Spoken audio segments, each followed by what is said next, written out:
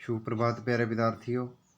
बेटा मैं जसपाल सिंह आपका हिंदी विषय का अध्यापक आपकी हिंदी की कक्षा में स्वागत करते हैं। बेटा जी हमने जो आपकी हिंदी की पाठ्य पुस्तक अक्षितिज से कविता है बच्चे काम पर जा रहे हैं वो कंप्लीट की थी बेटा।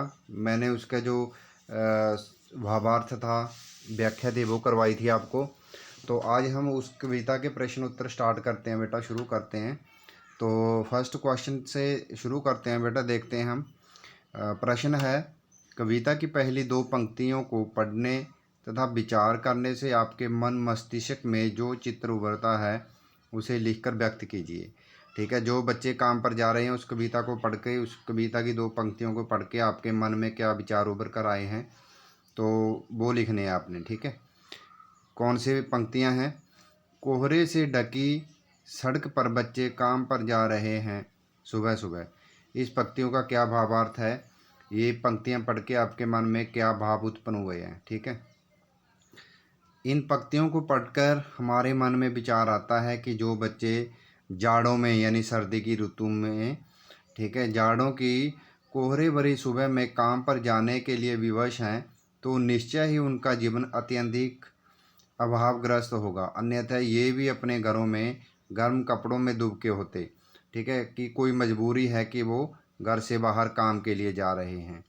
ठीक है, आगे उनके अभावग्रस्त होने की बात मस्तिष्क में आते ही उनका यह शब्द चित्र उभरता है कि बालक ठंड से ठिठुरते हुए कोहरे को चीरते अपने गंतव्य की ओर, अपने उद्देश्य की ओर बढ़े जा रहे हैं। उनके पास पर्याप्त गर्म कपड़े भी नहीं हैं। अधिकांश बच्चे एक अकेली कमीज और पैंट में ही जाड़ों की जंग लड़ रहे हैं, यानी सर्दी की ऋतु में जा रहे हैं। जब तन पर पूरे कपड़े नहीं तो फिर जूते चप्पलों का तो प्रश्न ही नहीं उठता। सबके पास एक थैला है जो किसी के हाथ में है तो किसी के कंधे पर लटका है। इन थैलों में इनके दोपहर का भोजन है।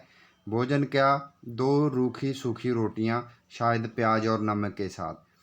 ठीक है, इतने पर भी ये बच्चे निराश नहीं हैं बल्कि पूरे जोश से लवरेज हैं, मानो अपने अभावों को पीछे ठेल कर या छोड़कर भी आगे बढ़ना चाहते हैं, बढ़ रहे हैं अपने स्वर्णिम कल की ओर। ठीक है, तो ये पंक्तियों की जो व्याख्या है, कोई भी पंक्तियां आप ले सकते हो, उनकी व्याख्या कर सकते हो ऐसे। ठीक है, तो क्वेश्चन सेकंड है बेटा, कवि का मानना है कि बच्चों के काम पर जाने की भयानक बात को विवरण की तरह न लिखकर सवाल के रूप में पूछा जाना चाहिए कि काम पर क्यों जा रहे हैं बच्चे।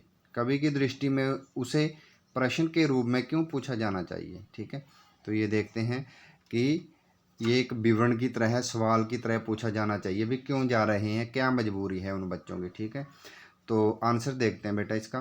किसी बात का विवरण देने का अर्थ है किसी बात को सामान्य मानकर उसकी जानकारी भर दे देना और उसे पाकर संतुष्ट हो जाना।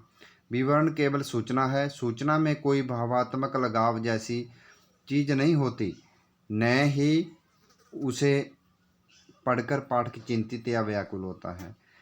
आगे है, तो परंतु यदि प्रश्न पूछा जाता है तो निश्चित ही यानी पक्के तौर पर पाठक या श्रोता का ध्यान आकर्षित होता है।